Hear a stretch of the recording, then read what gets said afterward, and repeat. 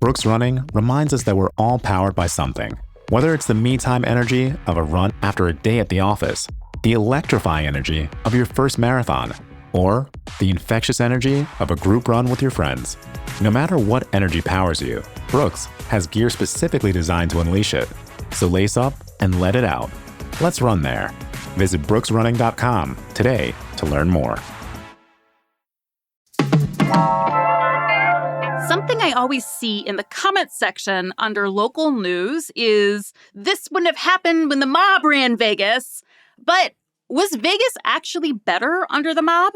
Today in CityCast Las Vegas, I'm here with VP of Exhibits and Programs at the Mob Museum, Jeff Schumacher. And we're going to find out if we're romanticizing an era of Vegas history that was maybe not so great.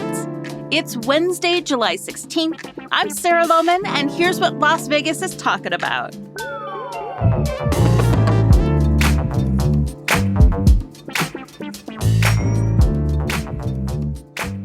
Okay, Jeff, maybe my gut feeling is wrong here, but was it better when the mob ran Vegas than it is now? You know, it's a question that we address at the museum almost every day. Wow. Because guests come in and they want to know, what was it like when the mob ran Vegas? And they want to know, is it better? And all of this, the same question that you're asking and that you're questioning is the one that we deal with every day. And I spent a lot of time thinking about this, which is strange, but it's great. Let me see if I can break it down. So first of all, Las Vegas was a very different place when the mob was here than it is today. I mean, we're 2.4 million people today. When the mob was prominent here, we were in the hundreds of thousands of people. It was a much smaller community, and it was a more tight-knit community as well. So, people knew each other. There was a lot of familiarity that would happen between, people who would come into a casino. They would know the workers there, right? And so they could, they would say, "Oh, hey, Jim, how are you doing? Hey, here's slip you a comp for a buffet or whatever." It was more of a small town. Definitely a small city. Absolutely. Absolutely. So that's the first thing. The second thing is that I think you have to raise the question about whether the mob actually ever ran Vegas. I think there's a fundamental problem with that statement. You hear it all the time. Yeah. You hear it all the time. But when you think about Las Vegas, even when it was a smaller community and it was more focused around the casino industry than it is today, it was still only a part. The mob was only a part of what we were doing here. If you were to ask people in 1970, let's say, who runs Vegas, they would not probably have said the mob. They would have said Ralph Lamb, probably. Who's Sheriff Ralph Lamb. He was the sheriff, and he was a very powerful individual politically here. He had a real hand in what was going on in the crime side of things, and with even like licensing for casinos and for taverns and so forth. He had a great deal of influence over that. So Ralph Lamb was on the side of the law, and people at that time probably would have said he was running things. Others might have said, well, it's the county commission that runs things, or the city council, because there were still, a lot of really sort of charismatic figures at that time who were on these boards, and they had a lot of influence. So I think there is something fundamentally wrong with that. Now, having said that, the mob obviously had a great deal of influence on the Strip. One of the things that they did was their tenure coincided with a time when Las Vegas was run very differently, the casinos in particular, right? You could get a lot of things for free. Parking, for example. If there's one thing I've learned about Las Vegas since I moved here is how passionate Las Vegas feels about free parking. It was part of the culture here was free parking, and other things would be free too. And if you were a regular customer at a particular place, but also things were a lot cheaper when the mob ran it. And there was, because the gambling was still in the forefront. Gambling was what people came to Las Vegas to do. They spent most of the money they brought with them to gamble with. They didn't spend it for shopping or for Cirque du Soleil shows or whatever. The money would go toward gambling. And that was the leader. And then everything else was just, like buffets and restaurants and all of that could be discounted because it was just accoutrements to the gambling. So if I'm hearing you correctly, the mob didn't actually run Las Vegas, although at some points they had quite a bit of influence here, but that a lot of the things that people remember very nostalgically in a positive way actually had nothing to do with the mob at all. I think that's it. Yes, I think that's accurate. And I will say, I mean, I want to give, I guess, the mob its due, if you will. The guys who we're talking about, guys like Mo Dalitz at the Desert Inn, the folks who ran different casinos here, they had a mindset about service and about customers that unless you did something wrong, unless you did something very bad, you were generally treated very well. And they believed in that philosophy. But I don't think that is unique to the mob, right? I mean, I think there were, supper clubs in the Midwest and there were, honky tonks in the South where people also received good treatment. It's not like you're a hotel in Miami in the 1950s, you would receive great treatment too. So the mob learned these things. The guys who were working these casinos, they learned these things in other parts of the country and they brought those morals or those practices here. But I don't think they were unique to Las Vegas. So who do you think, dealing with the visitorship at the Mob Museum, which I visited, I'm part of the visitorship there, who do you think has this nostalgia for a mob-run Vegas and why? It's a great point. I think there's a lot of nostalgia for Las Vegas in the mid-century, 50s, 60s, 70s. This notion that there was a much closer relationship between the guest and the customers and the hosts. That there was a more intimate experience than you can have today. When you think about the MGM Grand today on the Las Vegas Strip, right? 5,000 rooms. So that's a minimum of 10,000 customers. But there's actually more than that if they're sold out, right? Because there's all these shows going on, all these restaurants, and people are coming in. So let's say there's 15,000 customers there at one time, and there's, I don't know what the number is, 2,500 employees to serve them. Now we've got close to 20,000 people in this one building. I mean, how can you possibly imagine that you're going to be recognized by one of the employees if you're one of these people? And so, you're inherently going to feel more like a number. You're going to feel more like just another person walking in. But if you walked into the Sands Hotel in 1952 and you were one of, a few hundred people there at that time, and you had been there before, the chances are good that somebody's going to go, hey, how are you doing? I remember the last time you were here. I know you like, the steak dinner. Let's go, whatever. There's a lot of nostalgia for that. And that is attached to the mob because that was the era when the mob was here. There is this perception, too, that when the mob was here, crime was lower. The crime rate was lower. Yeah. And that's actually just factually untrue. Because if you go back and you read the newspapers and you read the statistics from particularly the 70s, Las Vegas had one of the highest homicide rates in the country in the late 70s and early 80s. I should explain. I'm chuckling not at homicide, but at the fact that people would think a mob-run city would have a low crime rate. So the homicide does seem to track for me with the mob being here. Well, the perception, though, is that because the mob was here, the real bad guys, the lowlifes, were not going to act up because if they did, they would cross the mob and then they would be in trouble. I think there's an ounce of truth to that in the sense that if you were wanted to be engaged in some kind of criminal activity in Las Vegas in 1975, let's just making up a year, if you were crossing in some way the criminal activity happening with Tony Spilotro and his Chicago mob guys, that could be a problem for you. You may not want to do that because there could be repercussions, street justice, if you will.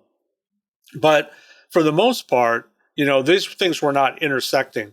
Tony Spilotro was engaged, most importantly, with skimming money from the Stardust Hotel. Secondarily, he had what they called the Hole in the Wall Gang, which he had formed a burglary ring, and they were burglarizing businesses and homes. And in part, a lot of these burglaries were arranged, meaning that the owner knew it was going to happen, and they did it for the insurance money or whatever. So it was a kind of a racket unto itself. So you could be a criminal over here doing your thing and get away with it, and the mob couldn't care less what you're doing. So I think there's a misnomer about this crime rate business, the idea that the mob suppressed crime. I'm also sort of tickled that we associate the mob basically with good customer service. Well, I think that has to do with, I think it has a little bit to do with the movies and the way people perceive mobsters to be these well-dressed, very formal, tradition-bound people. But I think it also comes from the fact there's a real part to that, which is a lot of these mob guys who came to Las Vegas came from other illegal casinos that they were operating around the country. Also, many of them came from the entertainment business. So they were operating nightclubs and showrooms and lounges around the country, where inherently service is important. You need to, they were customer-based businesses. They weren't making widgets, where they couldn't care less about the customer. The customer actually mattered to them. And so these front-facing individuals who were involved in organized crime were indeed focused on customer service. I really do believe that.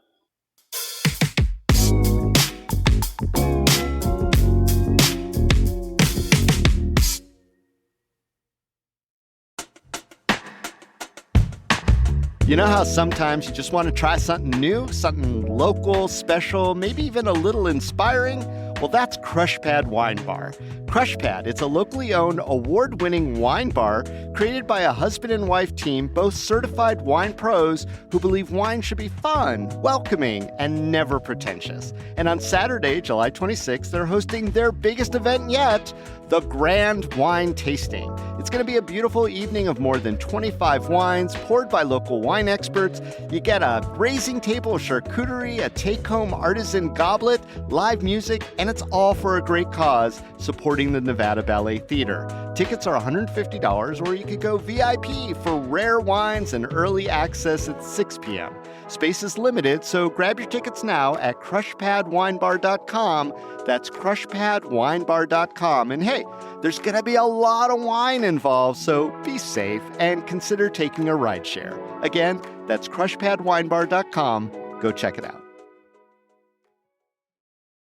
This podcast is supported by Progressive, a leader in RV insurance. RVs are for sharing adventures with family, friends, and even your pets. So if you bring your cats and dogs along for the ride, you'll want Progressive RV Insurance. They protect your cats and dogs like family by offering up to $1,000 in optional coverage for vet bills in case of an RV accident, making it a great companion for the responsible pet owner who loves to travel. See Progressive's other benefits and more when you quote RV insurance at Progressive.com today. Progressive Casualty Insurance Company and Affiliates. Pet injury is an additional coverage and subject to policy terms. So if you crossed the mob, what were the consequences? Well, they were probably nothing good. I will say, though, that I think one thing that we also talk about a lot at the museum is the fact that this idea that there's all these bodies buried out in the desert around Las Vegas is a bit exaggerated. Because they're all in Lake Mead. Well, they're either they're all in Lake Mead, which is possible, or there weren't nearly as many murders happening as mob-related murders as we thought. Now, there were some. There's no question there were some. And that some of those individuals were dumped out in the desert. That did happen. But it didn't happen nearly as often as people think. Now, if you cross the mob, the first thing that, they would want you to do is get the heck out of Las Vegas. We don't want you here. And a lot of times that was sufficient, deterrent. Like, you're gone. I don't want to see your face in Las Vegas again, kind of thing. But second of all, clearly violence was a threat, and extortion was a big threat. In other words, pay us money, give us money. If you want to keep doing what you're doing, you need to cut us in on it, or you need to pay us off. But ultimately, things could lead to murder. And so, for example, in the 70s in particular, there were a number of individuals who did cross the mob and ended up dead. And one of probably the most infamous murder in that period was Al Bramlett. Al Bramlett was the head of the culinary union here, and he was an extremely powerful individual. In fact, I mentioned earlier about Ralph. People at the time would have said the most powerful people in Las Vegas, they would have said Ralph Lamb. Number two, they probably would have said Al Bramlett, because as the head of the culinary union, he was extremely powerful and influential. However, he crossed organized crime here. He refused to pay for a job that he had asked them to do, which was to firebomb a restaurant. And when the firebombing didn't occur the way he wanted it to, he refused to pay them for the work. So they retaliated by kidnapping him at the airport and then driving him out in the desert, killing him, burying him in the desert, and with only his hands sticking up above the dirt. Oh my God! And he was discovered by a hiker. His body was discovered by a hiker, and they found out what happened to Al Bramlett. Wow. I mean, do you think that the average visitor to Vegas in like the mid 20th century, so we're talking like 40s through 80s, is that when you would say the era of, okay. So do you think the average visitor to Vegas in that time had a sense of the behind the scenes criminal element? I think there was a mystique about Las Vegas during that time. In other words, people had a sense that the mob was here. They didn't know what it looked like. They didn't know who was who. There was a lot of mystery about that. One of the things we have to remember at the museum now is like the things that we know and take for granted that we know about all of this history was not known at the time. This is stuff we've picked up in the years since then. So I don't think people had a lot of specifics, but they had this idea that there were mobsters here. And it actually, I think, contributed positively to Las Vegas tourism, because it created this notion that somehow, well, I'm at the show here. I'm in the lounge. Those guys at the table next to me, they look like they could be in the mob. That's cool, There's just something about Las Vegas that sort of almost like danger tourism a little bit, where the idea that there's a little bit of a risk involved. I think people like that. That's fascinating, because I've lived both in New York and in Cleveland, and that is definitely not the vibe. People weren't visiting Cleveland in the 80s hoping to see a mobster. No, but they were probably more prominent there than they were here. So I know the mob was sort of losing its grip on power here by the 1980s. Why is that? The primary reason that the mob lost out in Las Vegas there were two reasons. One is law enforcement really started cracking down on the skim. In other words, for a long time, skimming was happening at the casinos with really very little oversight. And it was happening quietly, and it was almost as if there was this tacit understanding that a portion of those proceeds were going to end up in the aforementioned Cleveland. But by the 1970s, there was a feeling that Las Vegas had arrived, that Las Vegas was a real place. It wasn't going to dry up and blow away, and that maybe we don't need this mob presence anymore. Maybe these guys are more hindrance than help. They certainly helped build the community, but maybe we don't need them anymore. And so there was an concerted effort at the state level with the Gaming Control Board to become more aggressive against the mob, and more importantly, the FBI. So the FBI in the late 70s really took an interest in Las Vegas and wanted to root out the mob. So what you saw was the result of that was some very big court cases, trials that occurred that rooted out the skimming that was happening at the Stardust Hotel, the Tropicana Hotel, the Aladdin Hotel, and so forth. And that was the biggest thing. The other thing that's related was technology, right? There was this ability to scrutinize, to watch, to surveil, wiretaps, bugs, surveillance equipment. All of these things helped law enforcement to really build better cases against these mobsters and to trace money. That was another important thing.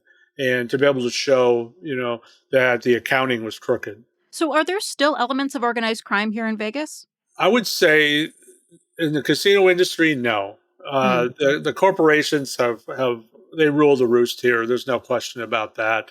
In terms of the casinos, I would say no. And in terms of actual mobsters walking the streets, I would say there are a few. Probably most of them are retired from other places, because Las Vegas is a great retirement community. Let's retire here. And literally that has happened, where I've met guys who say, and I've verified their history, where like, I'm out of the rackets now. I'm living in Henderson in a suburb. And it's sort of interesting that they're living, the people in their surrounding their neighborhood probably don't know who they are, So there are retirees here. As far as actual organized crime, I think it would manifest differently today. Cybercrime, right? Mexican drug cartels, Russian organized crime, things like that are much more prominent today. Outlaw motorcycle gangs. We had that shootout out on US 95 a few years ago with the Hells Angels and another gang. This stuff still happens. It still exists. It just isn't the traditional mob that used to run the casinos. Last question. What do you think should stay in the past about Vegas's mob history? Well, I think for one thing, something I didn't get a chance to say yet that I would take advantage of now is the skimming that was going on. All this money that was being skimmed from the casinos from the 40s through the 80s was money that should have been taxed by the state of Nevada. This is money that then could have gone into the coffers of the state government, that could have trickled down to build roads, to build schools, to pay teachers, to pay firefighters, to pay police officers. It was money that was stolen from the state of Nevada, from Las Vegas, and sent elsewhere. It almost always went to some other state. And we can't make that out like that. Oh, it's okay. It was no big deal. With victimless crime or something like that. No, it was not a victimless crime. Nevada suffered for years from lack of funding, and we still do, of course, for other reasons. But at the time, we were suffering from lack of funding for schools and everything else in part because the mob was siphoning all this money out of our state. And I don't think we should condone that. I think we should condemn that. And we should recognize that that was a crime, and that it was something that, we're talking hundreds of millions, possibly billions of dollars that could have stayed in the state of Nevada and invested here. Which means that every single citizen of the state of Nevada was a victim of that crime. Yes, absolutely right.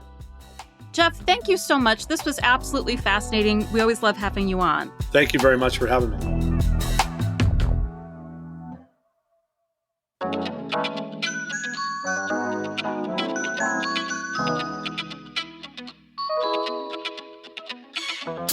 And that's all for today here in CityCast Las Vegas. If you enjoyed this show, why not tell a friend, rate this show, leave us a review, and subscribe to our morning newsletter. We'll be back tomorrow morning with more news from around the city. Take care.